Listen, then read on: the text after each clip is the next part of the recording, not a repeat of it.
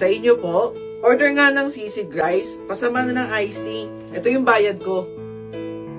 Teka, De La Cruz, tama di ba? Di ako pwede magkamali. Ikaw yung kaklase ko na laging nasa top. Ikaw yung kaklase ko na laging pinagtatanggol ng teacher natin. At higit sa lahat, ikaw yung kaklase naming sip-sip. Natatanda mo na ba ako? Paano hindi kita makakalimutan? Ikaw si De Guzman, yung kaklase ko. Tama! Ako si De Guzman. Teka, dito ka nagtatrabaho? Eh bakit? Di ba marami kang achievement nung nag-aaral pa tayo? Parang hindi naman ata okay yun. Ano nangyari? Tahimik ka dyan. Hindi mo man lang patatanungin kung ano trabaho ko? Bakit? Ano bang trabaho mo? Sa finance department lang naman ako nagtatrabaho sa isang malaking kumpanya dito. Ang liit lang talaga ng mundo, no? Dito pa kita makikita. 150. Oh, eto. Sa'yo na yung sukli. Hindi pwedeng hindi namin ibabalik yung sukli sa customer. Hindi! Sa'yo na yan. Kailangan mo yan.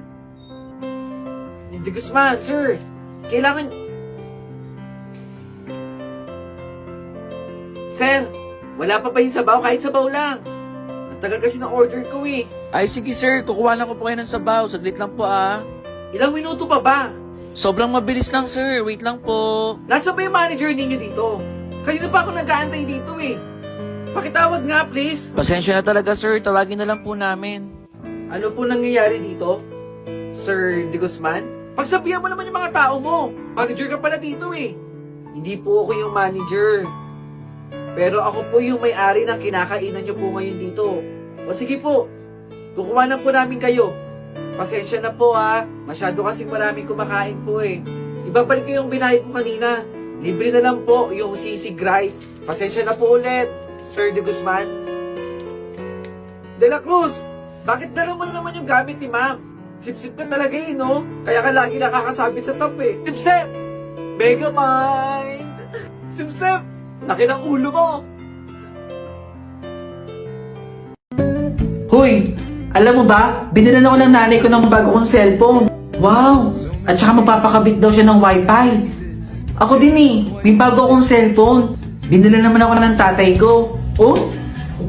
May bago ka din cellphone? Nasaan? Nasa bahay. Ayaw kasi nila ipadala, baka daw mawala. Ah! Magpapakabit din pala ng wifi yung tatay ko. Magpapakabit din ng wifi? Ang galing! Magkaibigan talaga tayo, no? Oo naman, magkaibigan tayo eh. Ito po yung bayad ko. Ano yan? Oh, ito. Cellphone holder, pang TikTok ko. Ah, cellphone holder. Oo, meron ako din sa bahay. Meron ka din? Kaso ay paggamit ng nanay ko eh. Baka daw masira. Yung bahay kasi namin, may second floor kami. Tapos naka-double deck kami ng kapatid ko. May ref din, tsaka flat screen TV. Ang galing! Bakit parehas tayo? Sa amin din eh.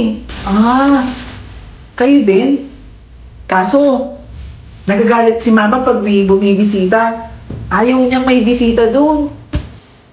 Oo, sige. Next time na lang, pag okay na. Huy! Huy! Dito kayo nakatira? Oo. Dito kami nakatira. Ano ka ba? Magkaibigan tayo. Kahit ano pa yan, tatanggapin kita. Wala kang dapat sabihin ng hindi totoo. Talaga?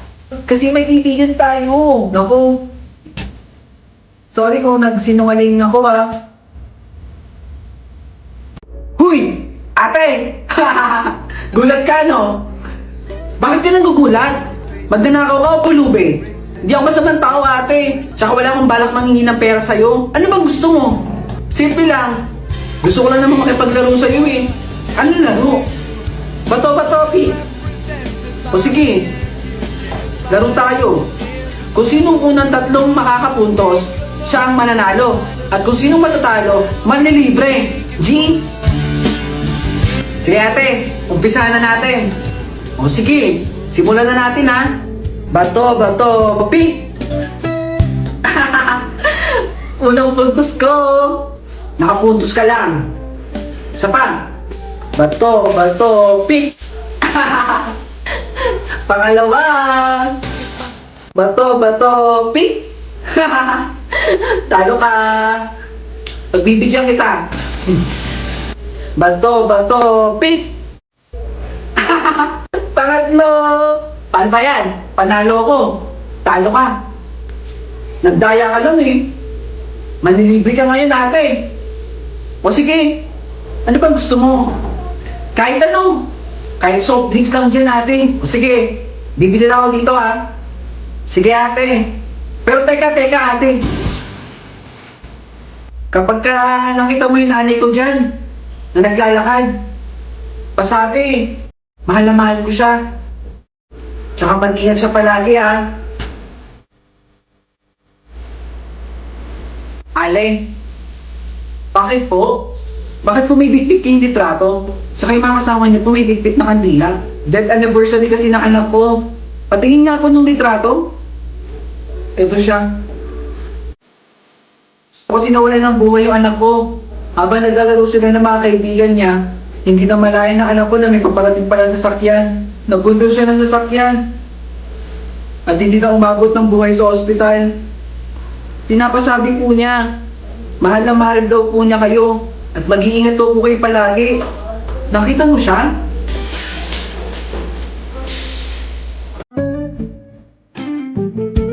Hoy! Magnanakaw ka? Hindi ate! Hindi ako yung magnanakaw. Ayun no! Sinalba nga kita dyan eh. Ah, sila pala. Dapat nga magpasalamat ka pa ate.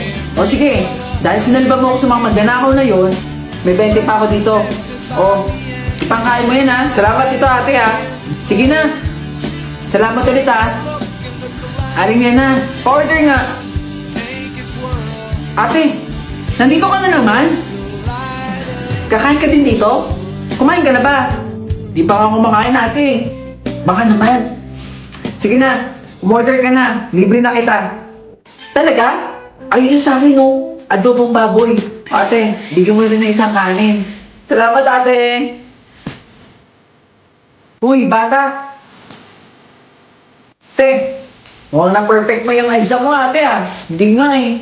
May mali akong isa kanina. Teka, ilang araw na tayo nakikita ah. Nasa ba mga magulang mo? May sariling pamilya na yung mga magulang ko. Ah, isa ka ngayon nakatira. Nakatira ako ngayon sa lola ko. Kaya eto, dumidiskarte ako. Kasi wala rin nang mapakain yung lola ko eh. Gusto mo din bang mag-aral? Oo naman ate. Pangarap ko din makapagtapos. Yan, katulad mo. Malapit ka lang graduate. Pag nakagraduate ka, hanap ako ng trabaho. Tutulungan kita dito. Babalikan kita. O diba? Nasaan kaya yung bata? Kanina ko pa hinahanap dito eh. Aling nena, nasaan po yung bata? Ibibigay ko kasi sana sa kanya to. Ha?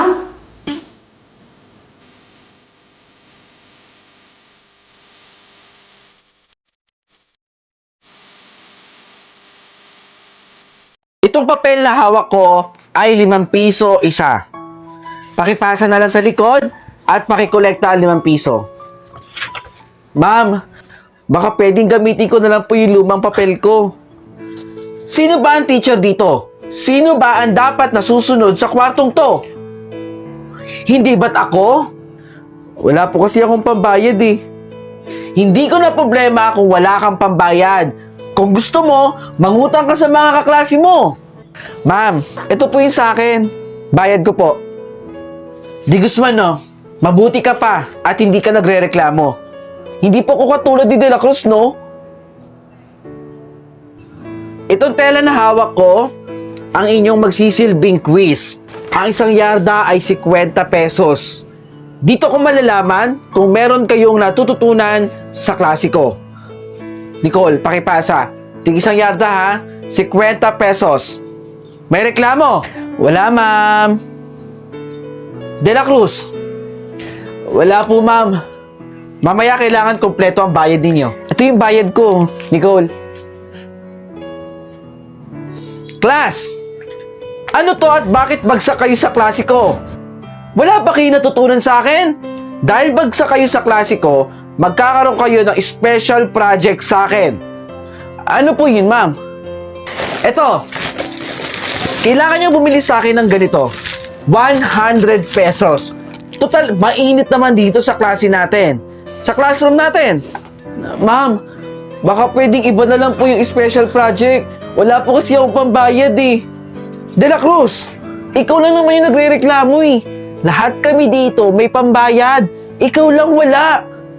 Kung ayaw mo, edi bagsak ka, De La Cruz. Ito po yung bayad ko, ma'am. Tama si ma'am. Kung wala kang pambayad, edi babagsak ka. Ako pa rin yung top 1. Mabuti nga, mas mataas pa ako sa'yo dun eh.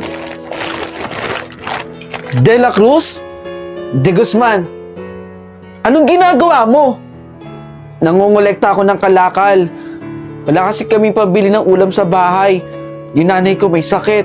At wala na rin akong tatay. Kaya pagkatapos natin mag-aral, nangongolekta ako ng kalakal.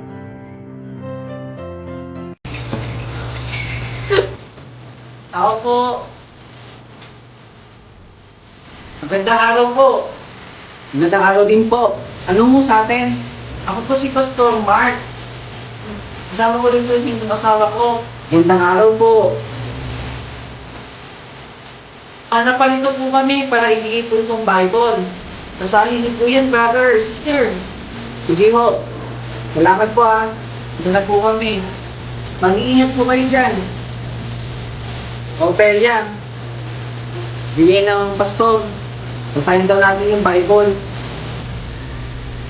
Jose, nakita mo ba yung gold kong kwintas? Bang! Malay ko!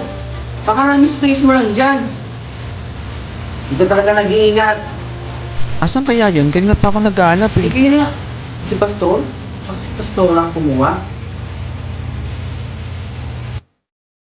Bakit ka napatawag, brother? Gusto lang po namin ikamustahin, Pastor. Itanong mo na, Jose. Ayos naman kami dito. Kayo ba? Binabasa niyo ba yung Bible na binigay namin? Binabasa naman po namin yung Bible. Sabihin mo, nawawala kwintas ko. Mabuti naman kung ganon.